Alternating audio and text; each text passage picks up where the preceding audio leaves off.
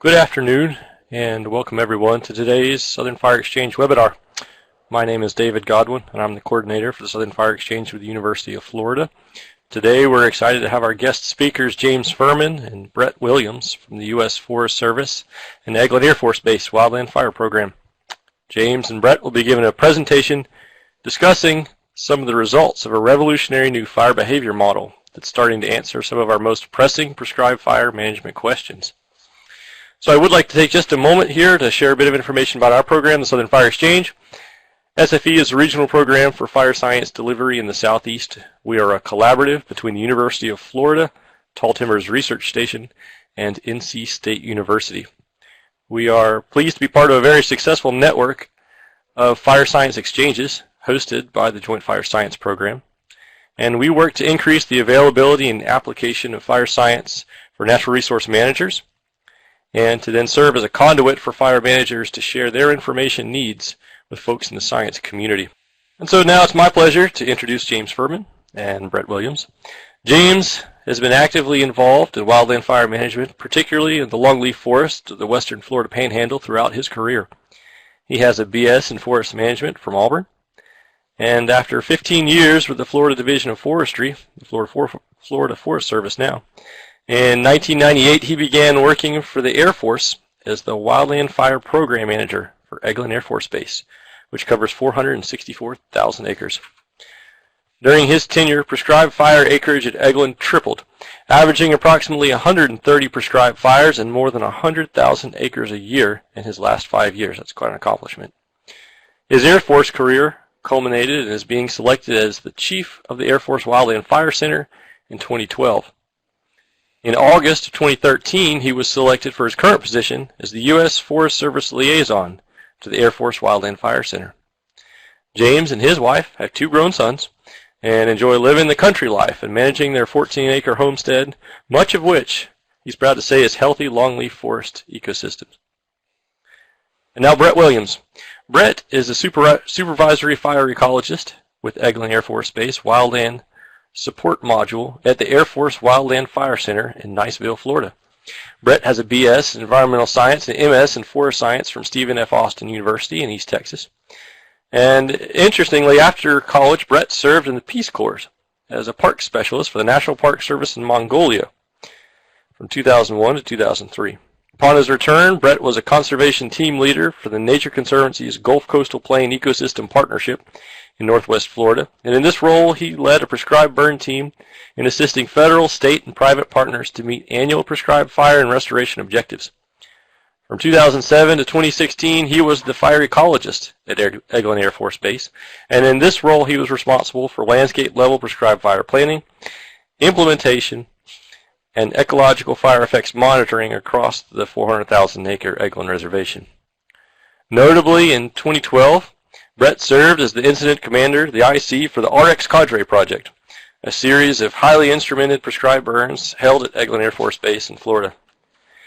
He currently serves as the Module Lead for the Air Force Wildland Fire Center Eglin Wildland Support Module at Eglin Air Force Base, and is responsible for managing an average of 90,000 acres of prescribed fire and 75 wildfires per year. He's a busy fellow. He is nationally qualified as a Type 2 burn boss, an IC Type 4, Incident Commander Type 4, and a Fire Effects Monitor. So a lot of experience between these 2 gentlemen. So thank you so much for joining us today. And welcome, Brett, James. I'm excited to have you and looking forward to your presentation. So one moment as we pull it up. All right. Thanks, David. Really excited to be here today. We got a really neat project we've been involved with, and look forward to getting questions from the audience when we get to that point. So we'll go ahead and get started. David and I talked to know the participants, answered some questions as part of the pre-registration, and I think that'd be a great way for us to get to know each other even better than just what folks are putting in the chat box. So Dave, if you could pull up some of those answers for the pre-registration questions, that'd be great. Okay. 1 second here, it's loading. There you go. Yeah, so this is looking really good. We've got about 30 different states and 10 folks from out of the country listening in.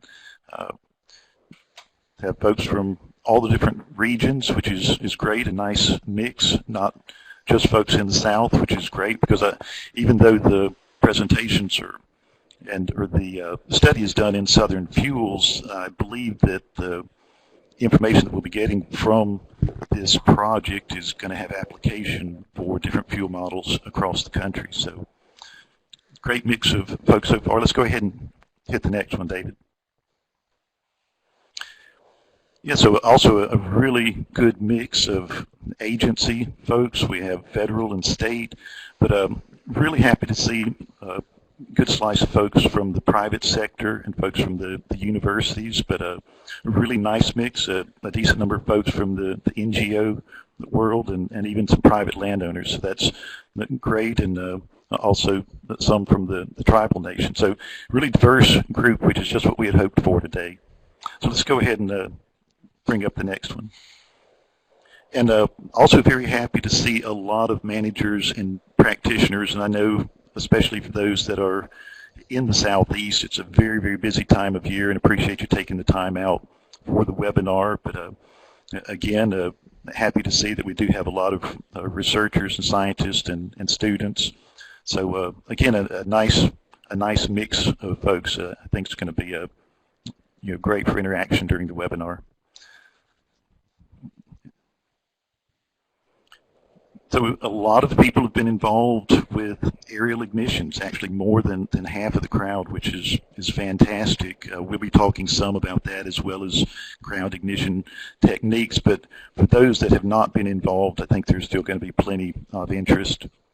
So let's go to the next one, David. And a lot of experience in the group. Many folks with more than 20 years of experience and many in the 11 to 20, so should have a lot of knowledge in the crowd out there as well. So that's great. Let's go to the next one. Or is that all of them? That's it. I think that's it. Right. Go back to your presentation here. All right. There you go. All right, so I wanted to go for a few more questions just to get a little better idea of everyone's out there and the experience level. So if you guys could, and gals, could take a minute to start answering these questions, and we'll display the answers here in just a minute. All right, I see the tallies going up.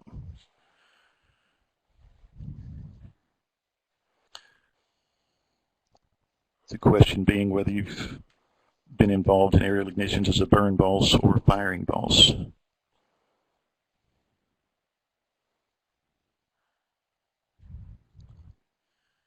All right, let's get those answers in. All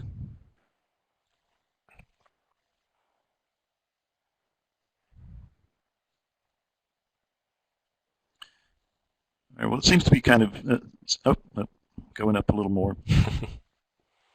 Now, let's go ahead and broadcast the results there. It looks like, about 30% of folks have actually served in those leadership roles on an aerial ignition, which is great. So let's go ahead and we'll go to the next slide.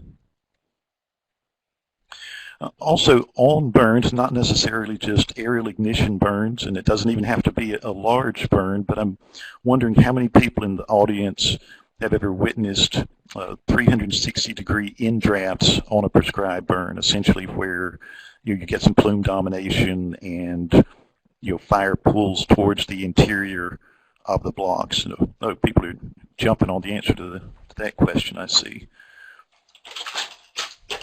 Let's take a few minutes to answer that.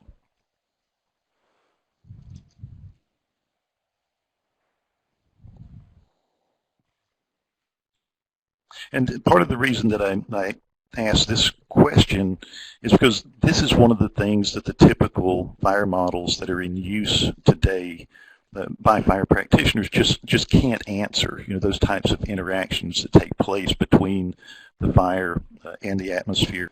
So let's go ahead and display the results now, Dave. So yeah, most of you, 2/3 of you, have actually witnessed this phenomenon before. So again, those are the kinds of things that we're going to be digging into with this project that we're working on, this research project. So let's go ahead before we can go to the next slide, Dave. All right, now this is a highly technical term by somebody that's witnessed this thing a lot, unfortunately, but how many of you have actually witnessed what I'm calling the donut hole of death?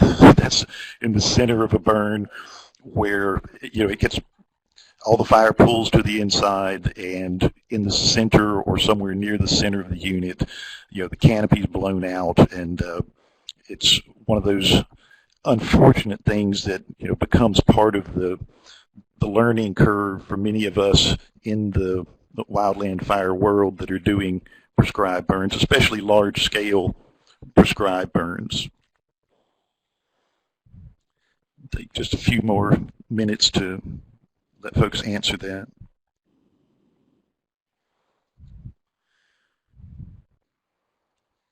All right, well, let's go ahead and display it. It looks like almost half of you have actually made some of the same mistakes that I've made, or at least, you know, have seen it. Of course, it may have been on somebody else's burn, but you at least got to witness it. And again, this is some of the types of phenomenon that we'll be talking more about as we get into the presentation, but also something that Firetech has the capability of modeling.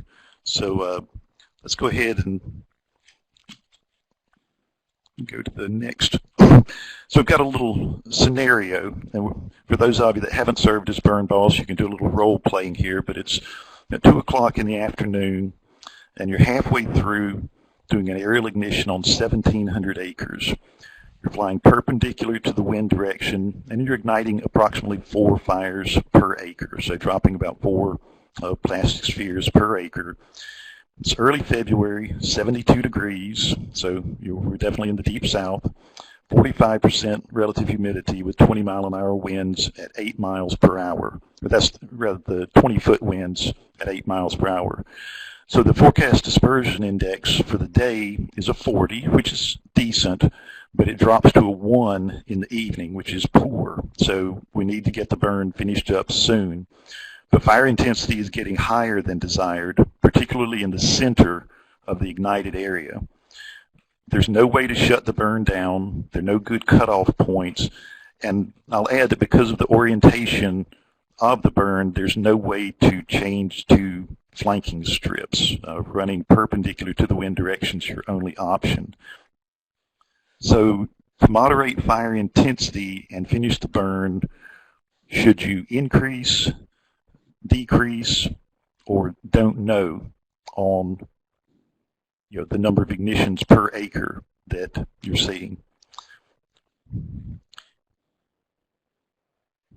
Yep, so think about it, and I'd like to get as many answers on this one as I can. Give folks a little while longer to answer. All right. It's funny, I can see on my side the numbers going up, some that are very sure, and then some that aren't as sure are starting to fill up some of the other categories, so this is interesting. All right, well, we'll go ahead and display the results. And most of you believe that you can decrease the intensity by increasing the density of ignitions.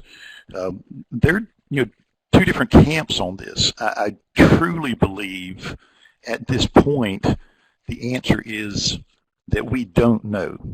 We really do not know for a certainty if that is the case. So at this point, no right or wrong answers, but those are the kinds of things that we're going to be exploring as we work through the project. And again, this is the introduction. We'll be showing some of the preliminary results. We've got more analysis to do, but we will be showing the preliminary model runs that we have done that will start to get at being able to answer some of these questions. So let's go ahead and hide that, David, and I'll go to the next slide. So a little more about the project. We're going to be demonstrating the ability of Firetech physics-based fluid dynamics wildland spread model to simulate fire behavior from prescribed fires in southeastern fuels. And we'll be using it to explore fire behavior sensitivities, looking at variations in vegetation structure, different ignition types and patterns, and a couple of different wind speeds that are representative of wind speeds typically experienced by folks prescribed burning in the southeast. And the next bullet is one I'm really excited about, is where we're using Firetech to simulate these prescribed fire scenarios, and we've designed this project in order to answer some of these types of real-world questions that prescribed fire practitioners have. And as things stand now, many of us learn through the school of hard knocks. I mean, we understand the basics of fire behavior, but we're really looking forward to, and this gets at the last bullet, getting information out that's easy to understand, some great visuals that will help prescribed fire practitioners accelerate their learning, better understand how to have successful prescribed fire outcomes. So we're really just getting into the dissemination of the project results, this webinar being one of the first large efforts at doing that we have had a few other presentations. And the project team, myself and Brett, thanks David for that great introduction earlier. Also Dr. Rod Lynn, this absolutely would not be possible without him. He's the developer of Firetech that works at the Los Alamos National Laboratory. Also Dr. Judy Winterkamp, she works with him. She's the one that is actually doing these simulations, actually getting the data crunched in to run these simulations. And also Kevin Hires, who's been a key part of this project from the beginning. He was the one that made the connection with Rod Lynn and Eglin Air Force Base, as this project was coming about. So we're really happy to have all of this project team working together. And at this point, I'm going to turn it over to Brett Williams, who will be covering the next part of the presentation. So, greetings everyone. This is Brett Williams, Eglin Air Force Base Air Force Wildland Fire Center, and I'm going to take us through kind of the genesis of this project, some of the problem statement that we were really interested in tackling here. And it's fairly widely accepted that these large-scale prescribed fire tactics utilize and rely on coupled interactions between the fire and atmosphere. Unfortunately, all of our current operational fire behavior models, Behave Plus, LandMap, FarSight, FS Pro, and so forth, don't account for these two-way fire-atmosphere feedbacks. And on top of that, prescribed fire ignition strategies and tactics are highly complex. You have multiple fire lines, multiple ignition points, and so forth, so on. So there's a poor understanding of how fire lines interact, the convective forces involved, and where's my pointer here? Can't seem to grab my pointer. So anyway, if you look at the bottom left images there, they're infrared still shots from the Joseph Jones Ecological Center at Itchaway, taken by Joe O'Brien with the Southern Research Station. You can see that there's two interacting fire lines moving towards each other and converging, and as they draw closer together, I think most fire practitioners have seen this, you get that convergence and increase in fire line intensities at that convergence layer. And then along the right, you can see some of those complex ignition patterns, point source ignition, so forth. There's also a poor understanding of, like I said, fire atmospheric interactions that, as a fire manager, it really compromises our success in meeting objectives, that uncertainty. And so better understanding the phenomenology behind those interactions, we're hoping to utilize and leverage Firetech to answer some of those questions. And that poor understanding, that uncertainty, also puts resources, personnel, and in our case, the Air Force mission at risk. So what is Firetech? And again, I'm a manager, so bear with me here. I'll try to take us through this, a good explanation. But Firetech, it's a physics-based coupled fire atmosphere behavior model. It's coupled to complementary fluid dynamics model, HiGrad. This HiGrad model represents airflow and its adjustments to terrain, vegetation, and the fire itself. It's Firetech coupled with HiGrad is designed for three-dimensional landscape scale fire simulations, which makes a really nice visualization tool, and able to look at it from multiple angles, multiple scales. It captures the dynamic interaction between fire and its environment. It models critical physical processes in a fluid dynamics model, including that multi-phase fluid-solid interaction, the combustion environment, heat transfer, both convective and radiative. And you can see, if you can read some of this diagram over here, it takes into account convective heating, convective cooling, cooling in drafts, radiative heating, radiative cooling, a lot of physical processes there that our current fire models aren't able to capture, as well as drag turbulence. It does this by solving a set of coupled partial differential equations for conservation of mass, momentum, energy, chemical species, and turbulence. And it takes into account local conditions, wind speed and direction, turbulence, so forth. It's computed as functions of time at millions of locations in a three-dimensional terrain-following mesh. The only way currently to run Firetech is on the supercomputer network over at Los Alamos or similar supercomputer networks such as that.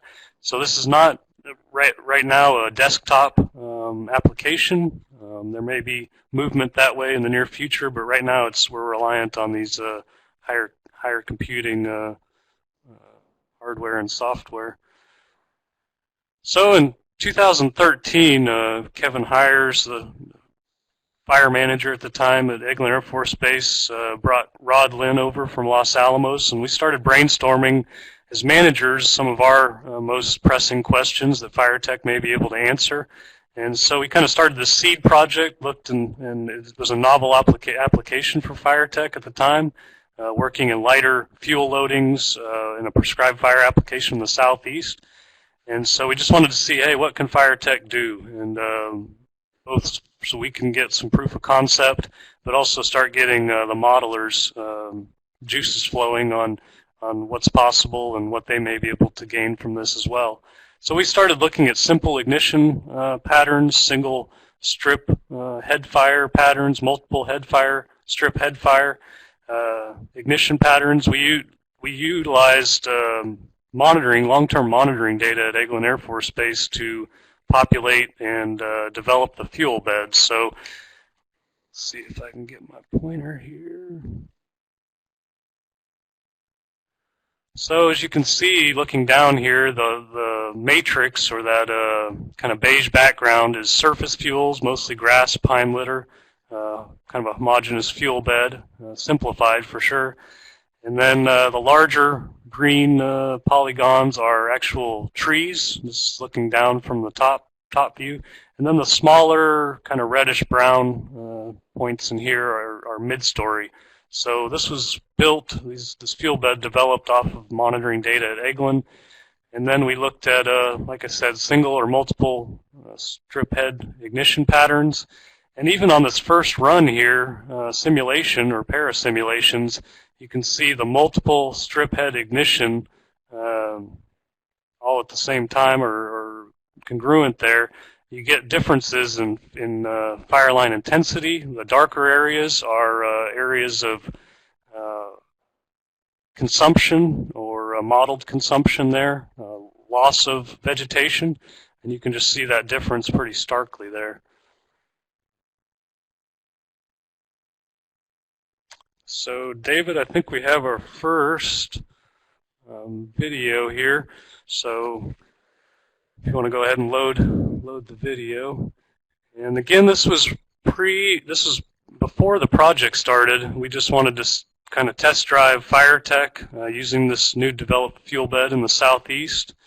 And so as this cues up here, we'll be looking on the left at an oblique view and on the right of a nadir or from above view.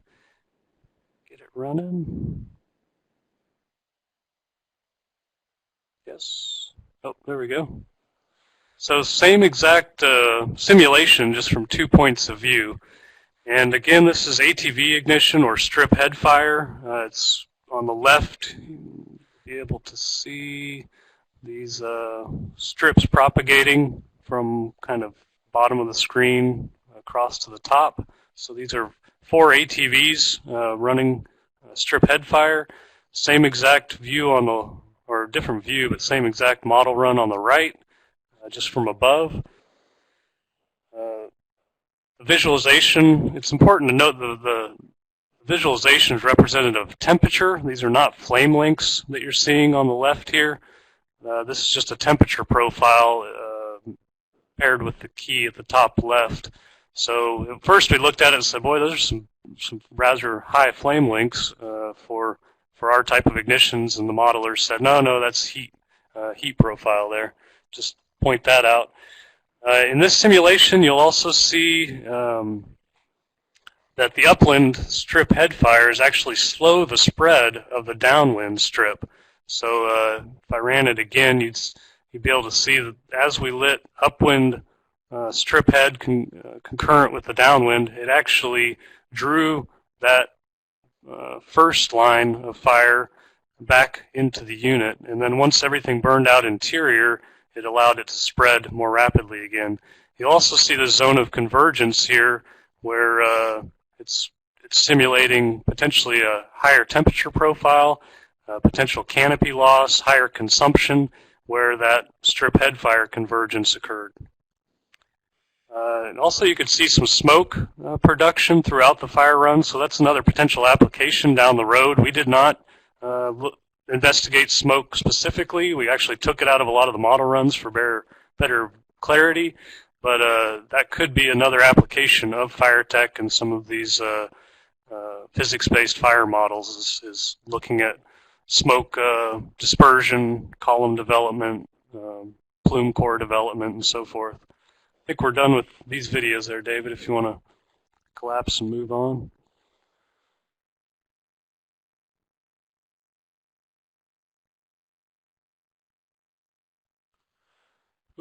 One, two, forward. Okay, there we go. So now we're going to get into kind of management relevant questions we really wanted to ask through this ESTCP project funded by DoD. So these are our burning questions we had as fire managers, and then actually we sat around, James and I and Kevin Hires and Rod Lynn, the modeler, in a conference room at Eglin Air Force Base and just brainstormed what are those management relevant questions and variables that we were really interested in drilling down to with this project. There's 1,000 questions we could have asked, but these were the ones that we're really interested in, or we were really interested in at the time. So we wanted to have a set of simulations. We were interested in variable wind speed. So we had we just came up with a low versus moderate wind speeds. These are 20-foot winds, so 5 mile an hour, 20-foot winds, 12 mile an hour. So kind of that prescription window we most usually work within is in prescribed burners in the southeast.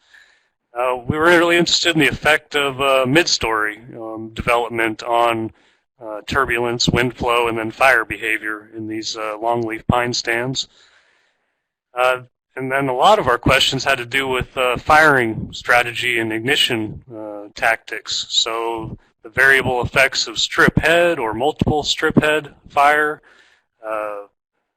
lighting the flanks concurrent with interior ignition. There's a lot of debate in some programs in the southeast whether you leave flanks open to allow cooling in drafts, or do you concurrently light the flanks of a larger unit with interior ignitions, and what effects that might have.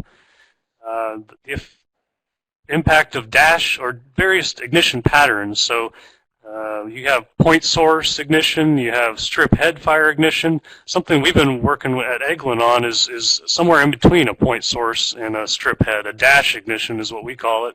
So short lines of fire in a pattern.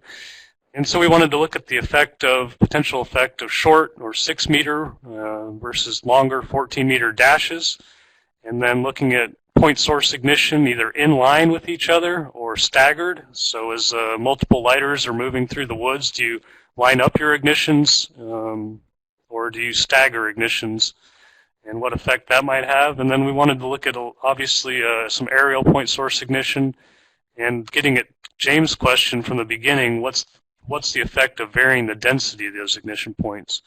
And then all this we hope is useful in training upcoming fire managers so that they can learn from lessons learned here and what the physics models are telling us. And then also, how can we effectively apply these lessons learned and understanding of phenomenology to our objectives, burn objectives. And with that, I'll turn it back over to James.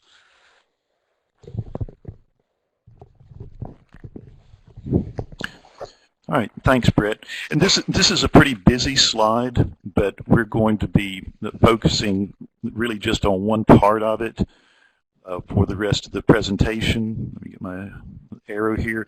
We'll be looking at the things inside the black box. Specifically, we'll be talking first about the RX Cadre, that combustion atmospheric dynamics research experiment at Eglin, where we use the data to inform the Firetech simulations.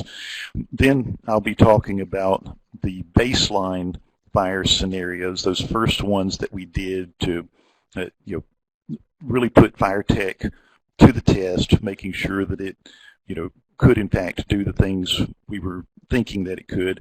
And then we'll go into the fire phenomenology study, which is, we'll show you some simulations both in the baseline and the fire phenomenology study, where we look at some of those different things that we're exploring. But all of these are within this gray box of the Firetech simulations, and that's where we'll be focusing for the rest of the presentation.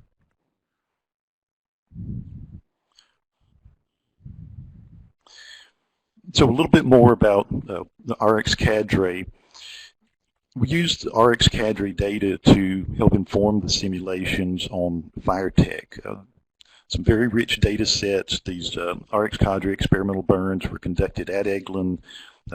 They were, and I guess still are, the most highly instrumented wildland fires on record, with large data sets available for many different facets of prescribed fire, looking at in-drafts, updrafts, plume rise. They were sampling smoke columns, in-depth fuel study information, fuel loading, and a lot of fire behavior, including spread rates, patterns, heat release, etc. So we're going to simulate fires using this RX Cadre conditions to compare the Firetech outputs to the RX Cadre data. So comparison against the measured data with fire influence, winds and turbulence, heat release, and the fire spread rate, direction, and patterns. And so for RX Cadre, we actually chose and focused on one particular plot, which is called the S5 plot. It was an open, grassy plot on one of the cleared test ranges on Eglin. It's 100 meters by 200 meters, a little less than 5 acres total. But there are anemometers placed all around the perimeter of the RX, or the S5 block. So you can see the the perimeter outlined in red here, and also shown on the other side. The right-hand side is the Firetech demonstration. You notice the black pins here located on each of these. That actually shows the location of a tower that was there, and this is a similar, or the same time stamp for the actual fire that was lit and the Firetech simulation. So you can see very close agreement between the two. Now there are a number of different ways that we studied getting the averages of the different anemometers that were placed around the perimeter of the S5 block, and the one that gave the closest agreement, which you see here, was that 8-sensor nearest neighbor algorithm use of the anemometer data for that given wind. But I think anyone would agree that that's pretty close simulation, and especially with the marginal fuels that we were looking at. Now the fire was set, with one solid line quickly set on the upwind side that was then allowed to spread. And it's worth noting, Brett mentioned earlier that the fire behavior models in use now can't model these interactions between flaming fronts, but even just being able to start out with a line of fire and see how it propagates is something that other models are not currently able to do. So moving on, we'll get a little bit into how the baseline fire scenarios were designed. Remember I said we would talk about RX Cadre, then the baseline fire scenarios, and then we'll get into the fire phenomenology. But the baseline fire scenarios were set up to look at 3 different vegetation structures, which is grass, just open grassy area, but essentially the grassy understory from the longleaf forest with the canopy and midstory removed. Then we also look at that grass including just canopy but without midstory, and then we look at the grass, the canopy, and the midstory, kind of the entire forest structure, so that we can compare and look at the sensitivities of Firetech to these different vegetation structures. And for these baseline scenarios, we just looked at strip head fire and also had some aerial spot fire ignitions. We look at 2 different wind speeds for each of these, as Brett mentioned, the 5 mile per hour and 12 mile per hour. So the bottom one we looked at, this shows the number of ignition lines actually. So these are the Firetech simulations in the bottom. And the first 2 slides that we'll look at will be these 6 slides down here, or these 6 boxes down here at the bottom. So we'll be looking at single line ignitions for 5 mile per hour and 12 mile per hour for each of these 3 vegetation types. So at this point, we're thinking about opening it up for questions, but in the interest of time, let's hold our questions until the end, and we'll keep moving on from there. But I do want to just go over, again, quickly, vegetation structure, 3 different types, strip and aerial head on the ignition, 2 different wind speeds, and then the actual simulations that we'll be going through here at the end. So that's just the way that the project was organized and kind of follow our train of thought. So here's those baseline scenarios for 3 different vegetation structures.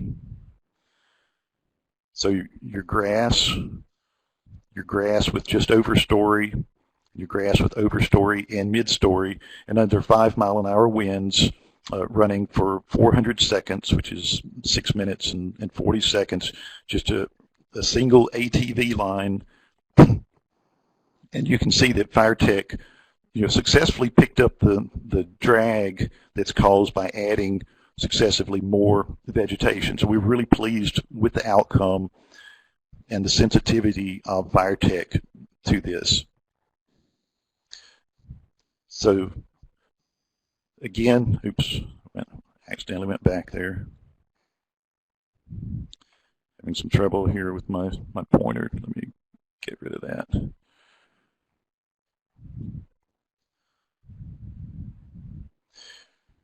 So we're going to be looking at a ground ignition unit first after those baseline scenarios. That second one that I skipped past was just the 12 mile per hour with those 3 different ones. And you can see again the sensitivity there. But we'll be looking at, let me get my pointer here.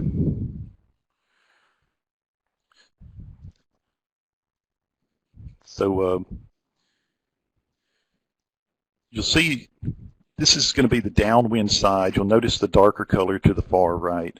That represents an area where we have just removed all of the fuels And that was just a logistical thing so that we didn't have to worry about spot fires starting during the simulation and complicating things.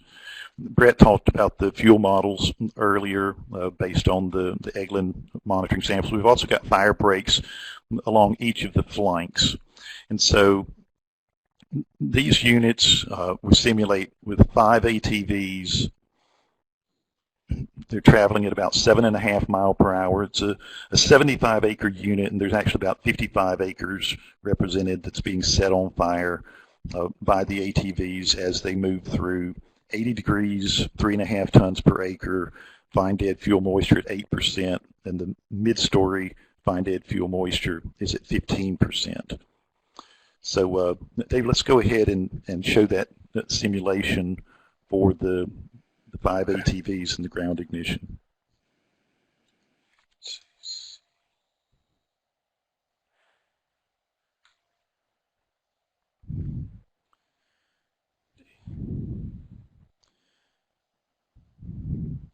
All right, give them just a second to load.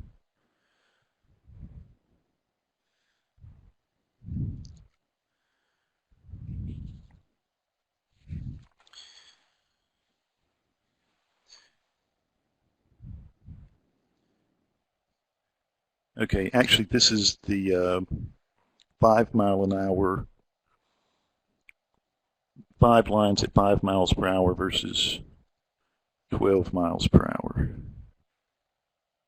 So, there it goes. A little technical difficulty here. All right, here we go. Might have to jump start this one. All right, there we go. Little technical difficulty. So we got a head start on the one on the left. And so, again, the one on the left is, I believe, it's the mid 5 miles per hour, and the one on the right is 12 miles per hour. And so what you'll see is and I got started a little bit late. Sometimes the video is a little cranky about getting started, but the spread rates on the 12 mile per hour are considerably faster than what you would see on the 5 mile per hour. But you can see how the different flaming fronts are pulling together, they're interacting, and one of the things I didn't point out earlier, but when we were first getting started, the downwind line actually almost stopped spreading forward because it was being drawn back into the main body of the fire from those other ignition lines. So let's go ahead and close those out, David. All right. So I got a little bit ahead of myself there. Those are the two scenarios that we just looked at. So we're going to talk about aerial ignition next. Going to look at our first simulation for aerial ignition. The size of the area is 800 meters by 1,200 meters, so approximately 237 acres.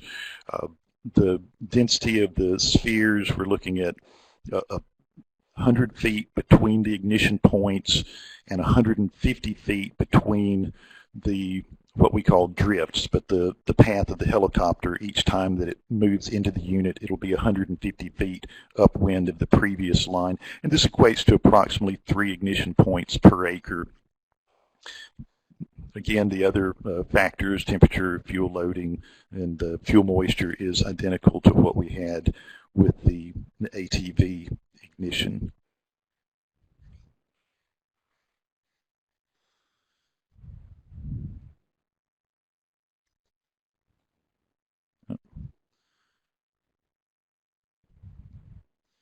All right, for some reason, was having a little bit of technical difficulty here. David, if you can go ahead and run that aerial ignition. You should be able to see it now. All right, so yep. So here's the aerial ignition, and you'll soon be able to see the spot fire ignitions starting down here. Okay, You can see the lines of fire started as the simulated helicopters flying.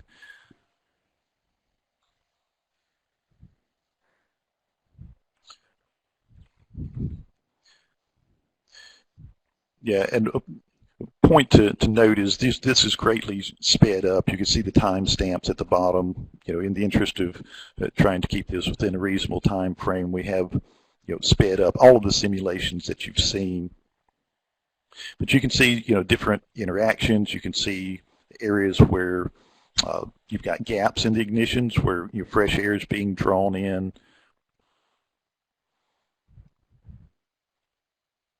And so again, this is kind of a first shot at aerial ignitions. We're running some more under some varying conditions, but this is the one that's completed at this time, so we'll have a lot more information to come on that.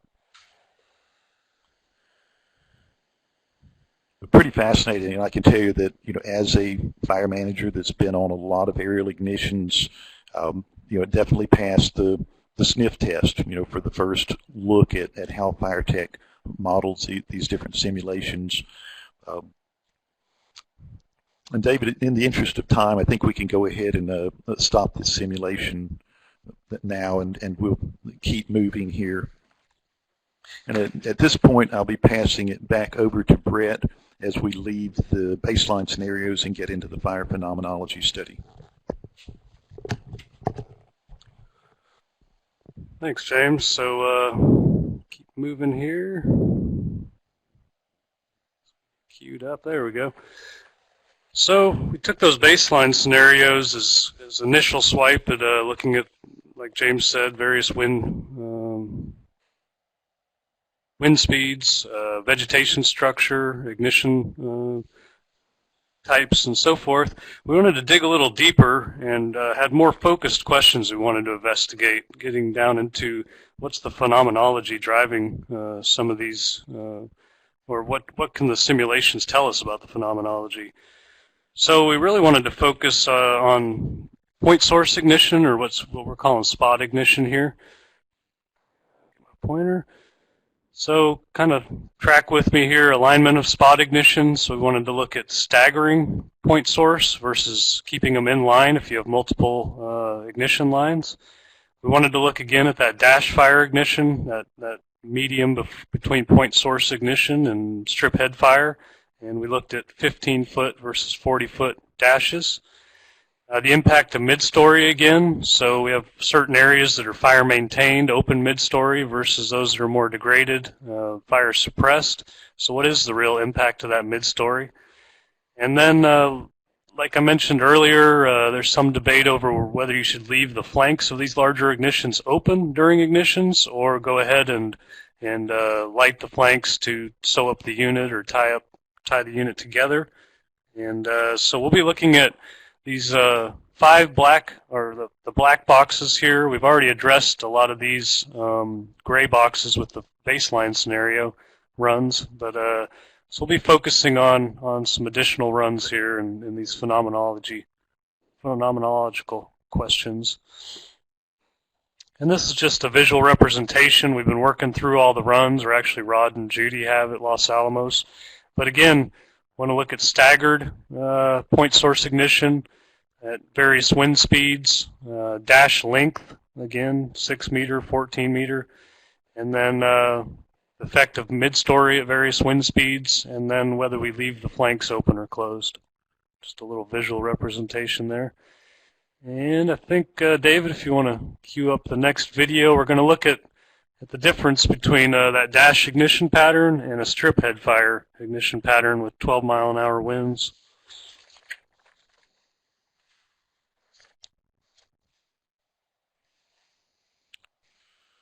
So let's see, we'll get it going here.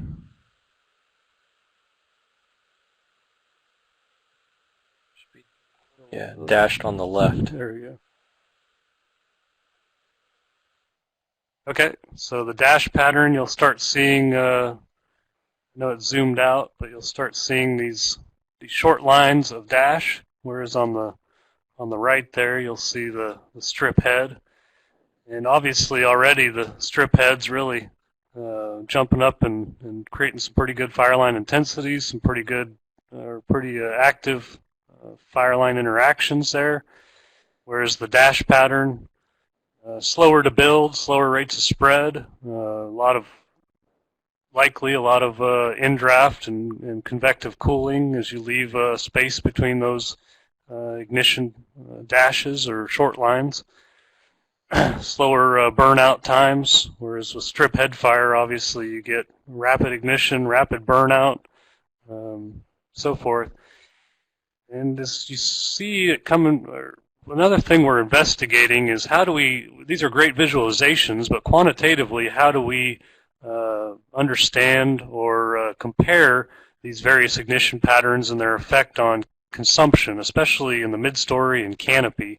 We're really concerned about excessive canopy mortality, and so we're part of the analysis that Rod and Judy at Los Alamos are doing right now is looking at these darker areas, simulated consumption, canopy consumption, or areas of higher temperature and heat release. And so even from this visualization, you can see that there's more of that dark black area from the strip head fire as opposed to the dash ignition. And we're working on a way to get at that more quantitatively in relative comparison now.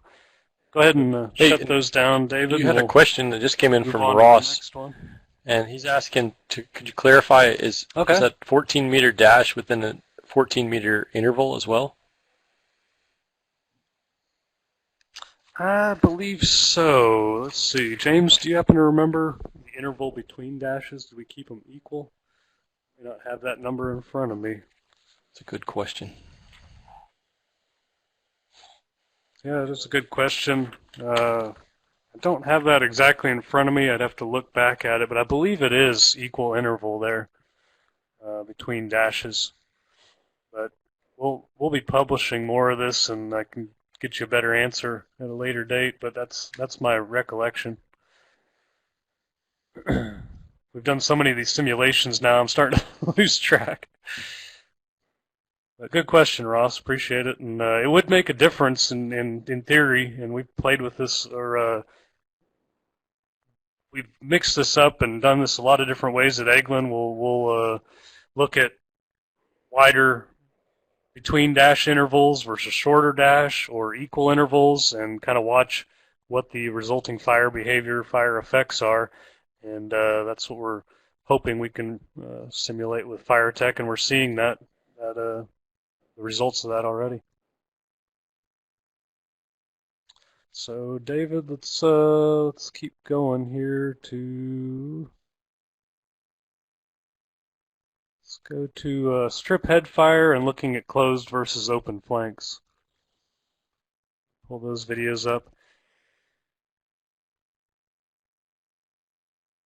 And I see Marty made a point there that the dashes look like point ignitions, and part of that is the scale we're looking at this, looking down from above. They do look like point source, but if you were to zoom in, it would be a very different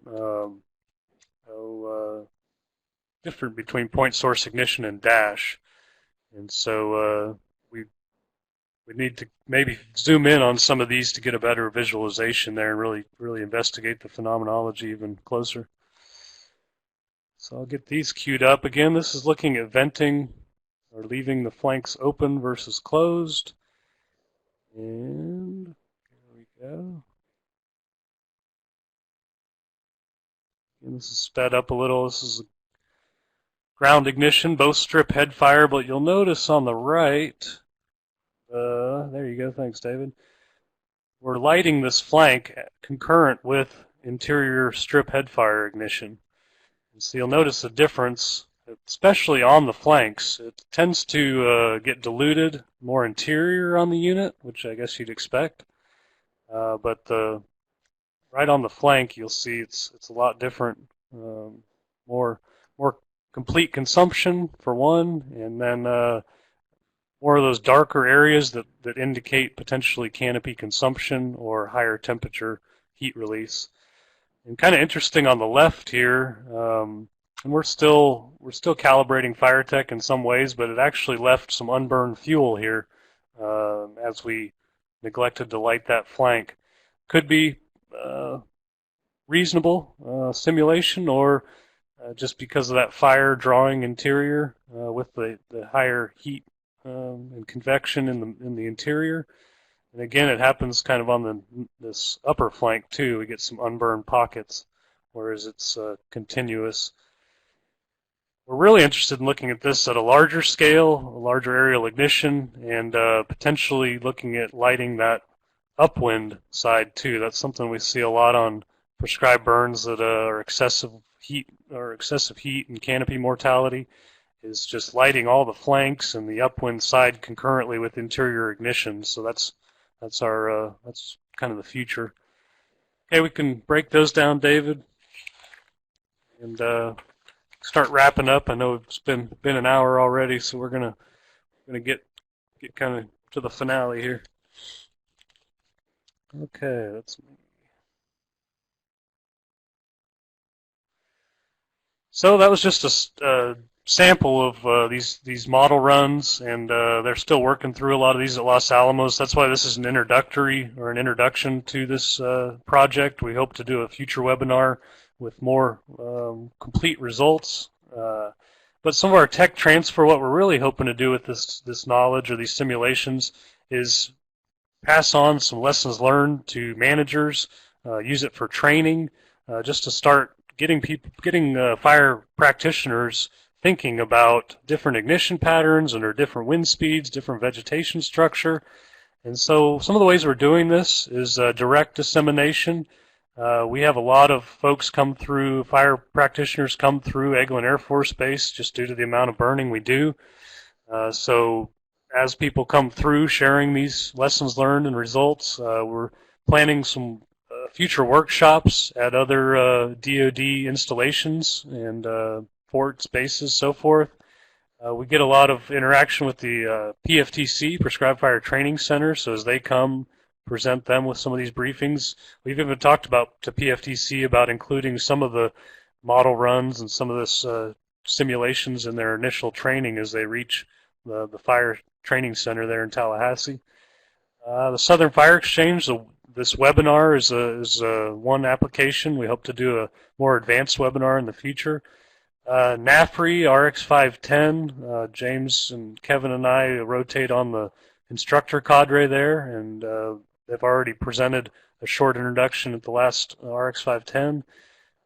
We hope to send this to NIFC for inclusion in the next revision of the Interagency Aerial Ignition Guide, or at least some of the results we found here, lessons learned. And then we'll be distributing or disseminating publications, instructional materials, either through the Lesson Learned Center, the JFSP regional consortia, such as the Southern Fire Exchange, Coalition of Prescribed Fire Councils, frames, and then we've already been presenting this at various meetings and plan to continue that. I see a lot of conversation on the right, but we're going to keep it moving. We do have a two-page just summary of the project overview. David said he'd post this on the Southern Fire Exchange website in the near future, and we can provide upon request as well. But I see some pretty heady discussion going on the left there. I'll hand it off to James for kind of the wrap-up, and appreciate it.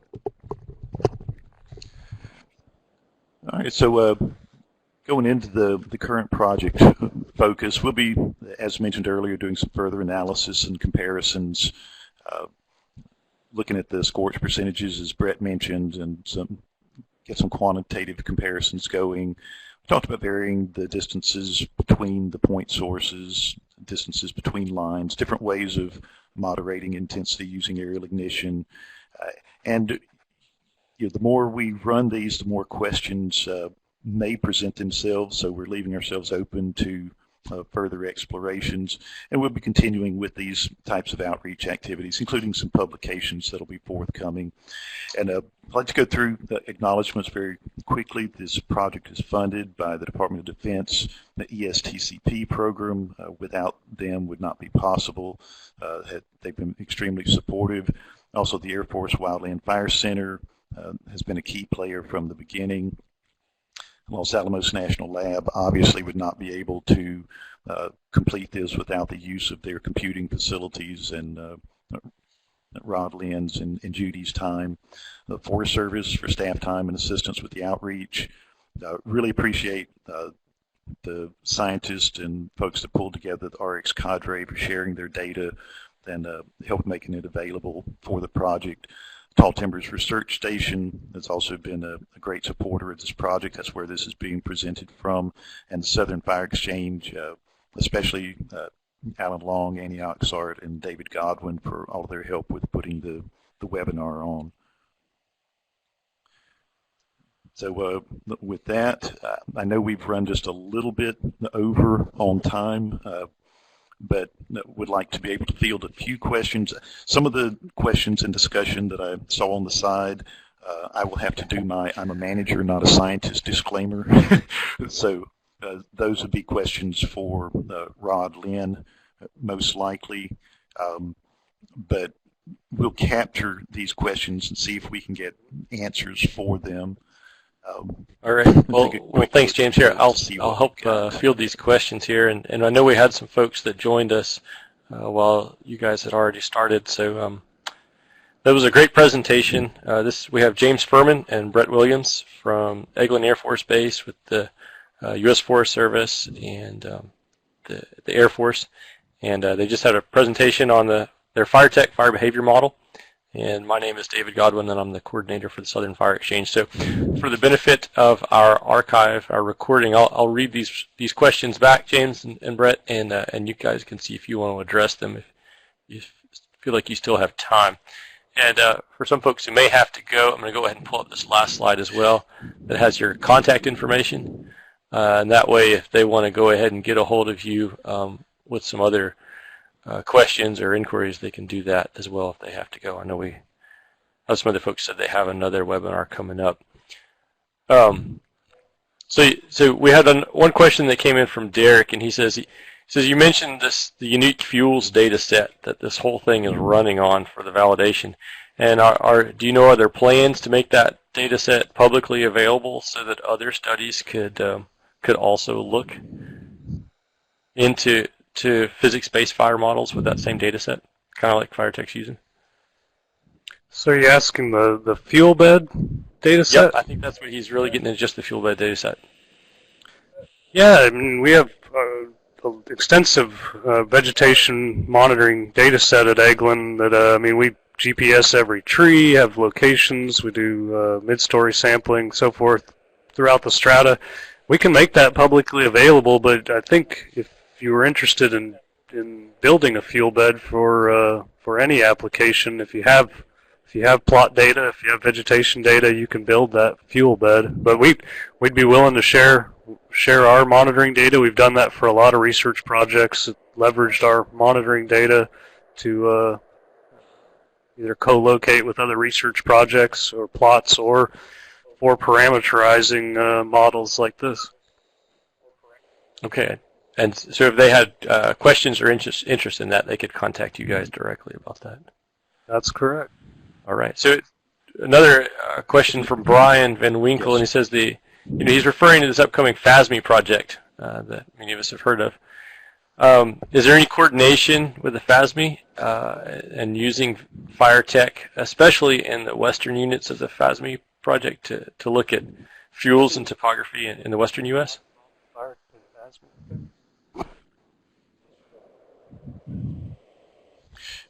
Yes, well, Rob Lynn is involved in the FASME project, so he's completely plugged in. As mentioned before, he's the developer of Firetech, so they'll be looking for opportunities to use Firetech in that. And David has a good. Go ahead, sorry. Yeah, just Kevin Hires he's offline but nearby. He said he's working through Ruddy Mel as well, so don't want to neglect to mention that Ruddy's involved in FASME as well.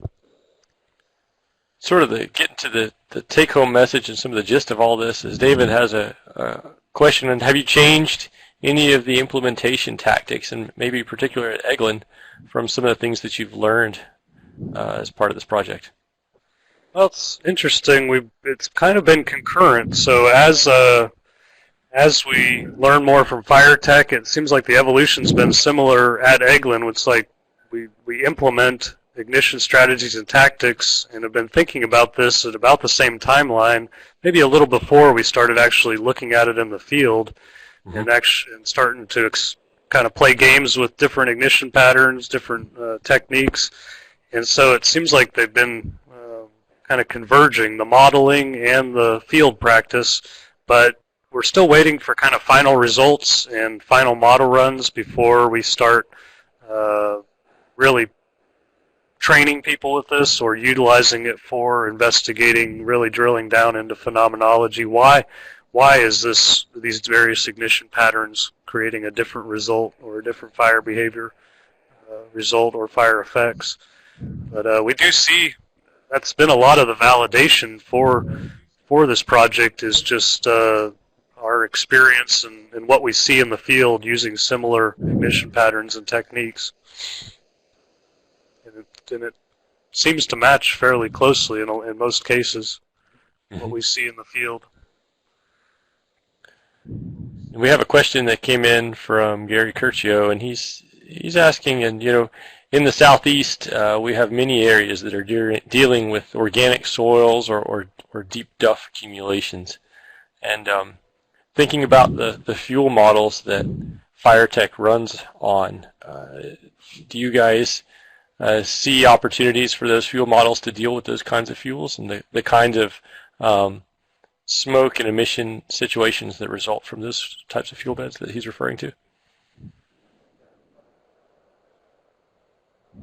I think that would probably be a question for Rod Lynn, but I believe it focuses mostly on surface fire and not ground fire. But I would that really fine scale smoldering is probably not something that would be. In fact, Firetech and other physics-based models, from what I understand, really do struggle with fire at the margins. Those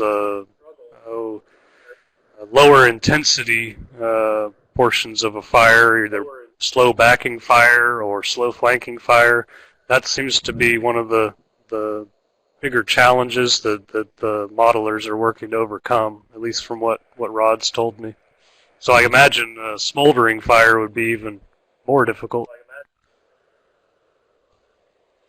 Another a kind of looking forward question from Ruddy, and he's asking, is Firetech something that we're going to see running on workstations for managers? Are they going to run this on their desktop computer in their office, or is this something that's probably going to be left to the researchers? Well, Firetech it requires the supercomputing capacity. So Firetech itself is not going to be running on anybody's desktop or laptop that I know, but there's work to try and develop models that will, and I think that the lessons that we learn from Firetech are going to go a huge way towards it'll be informing the other models that'll run on less intensive systems.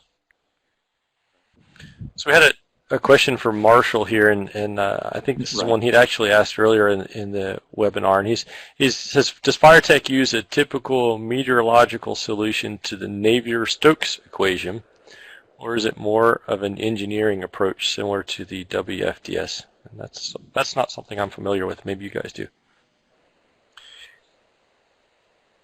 Yeah, that's not something I'm familiar with either. That's something that Rod or Judy could probably answer. But Marshall could email you guys that question. You could put them in touch. Yeah, if he emails the question to us, I could that sounds get good. Plugged in. With and Gary also asked the Advanced Regional Prediction System, the ARPS, is a model capable of simulating wind flows inside forest vegetation layers. Was this considered, review, or utilized in Firetech?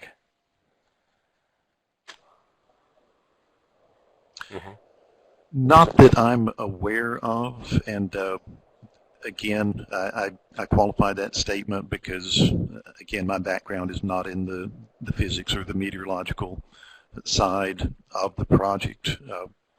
I know that Rod or Judy could answer that more definitively, but I believe that Firetech uses its own process. And James, it uses HiGrad as the wind turbulence model, so I'm not familiar with ARPS, but it must be a similar wind turbulence model or wind flow model. But I know Firetech is specifically paired with HiGrad. Okay. And we had one other. Ruddy looked for some clarification here. He says his question was misstated, and he's not referring to Firetech specifically, but already existing models that include fire-atmospheric interaction and run much faster, I guess, than Firetech. Let's see. I'm trying to figure out that question based on his previous. Looks like he's typing, and see if we can clear that up.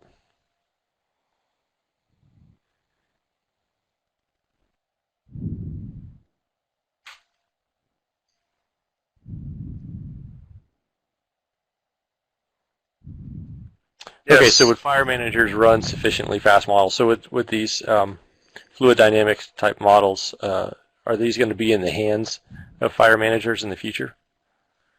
I think James spoke to that. I think the effort's moving that way, and I think what Ruddy's saying is, would we actually use them? And so I feel like there's all managers I talk to, myself, so forth, I think they're hungry for a fire model that can simulate these complex prescribed fire ignitions.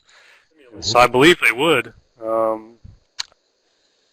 But just talking to other managers, I think there's a lot of desire there for these type of models if it was desktop and ran fast enough. Mm-hmm.